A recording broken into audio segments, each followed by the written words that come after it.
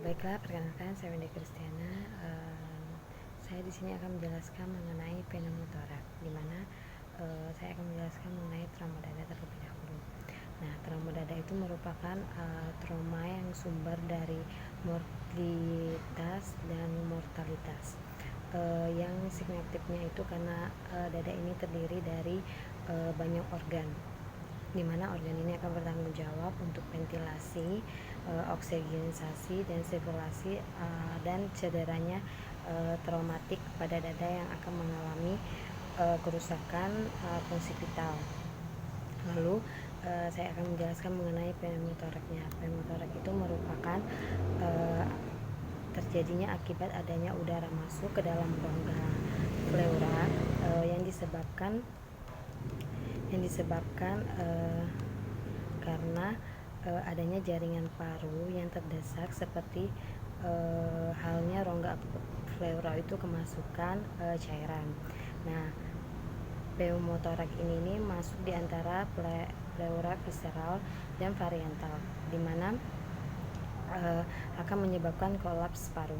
Lalu adapun tanda dan gejalanya itu seperti seseorang itu dyspnoe, tachypnea, lalu ekspansi dan asimetris, lalu sinus, bunyi napas berkurang, gelisah dan nyeri, dan bisa menyebabkan hipoksia. Nah, adapun etiologinya itu yang pertama adanya trauma dada, lalu yang kedua adanya infeksi saluran pernapasan, dan yang ketiga itu adanya penyakit radang paru akut atau kronis.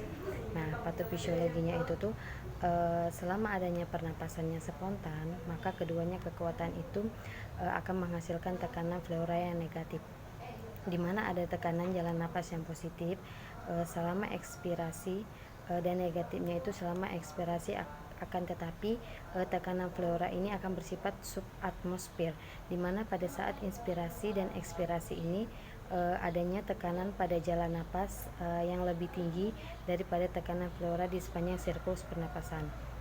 Nah, pneumotorak spontan ini akan terjadi pada seseorang yang parunya itu akan melebar secara abnormal akibat adanya penyakit menahun, sehingga paru ini di dalam keadaan inspirasi terus. Lalu sebuah bleb pada permukaan paru itu akan menjadi pecah dan akan membebaskan udara itu di dalam rongga pleura. Nah, kadang-kadang juga udara ini akan masuk ke dalam rongga pleura pada saat inspirasi, tetapi karena jaringannya tadi menutupi lubang pada saat ekspirasi, maka udara itu tidak dapat keluar, sehingga mengakibatkan tension pneumotoraks, di mana ini sangat membahayakan.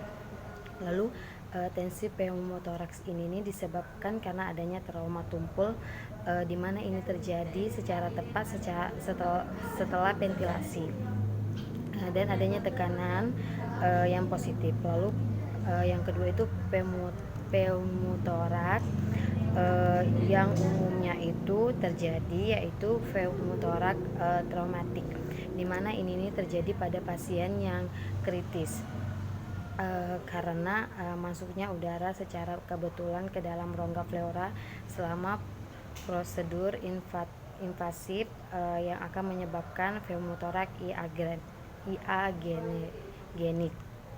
Lalu di sini ada pun juga penata laksanaannya, yaitu oksigen tambahan harus diberikan kepada pasien pneumotoraks karena oksigen ini akan mempercepat kecepatan resorpsi udara dari rongga pleura, di mana selang dada ini dipasang pada bagian apikal dan anterior rongga dada pleura itu untuk membantu pengeluaran udara yang akan menghubungkan selang dada ke WSD, yang umumnya itu adekuat untuk mengatasi pneumotorak pada awalnya pemasangan selang dada ke penghisapan yang akan berisiko untuk menyebabkan ekspansi edema paru yang akan mengakibatkan terjadinya kecepatan pengembangan kembali paru yang kolaps, yang akan mengakibatkan terjadinya kecepatan pengembangan kembali paru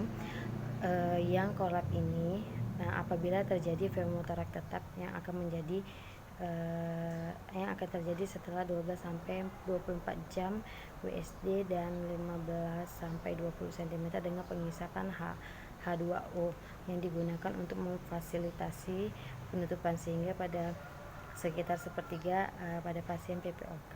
Lalu kebocoran udara persisten yang akan memerlukan selang multipen agar tetap mengevakuasi vemotor.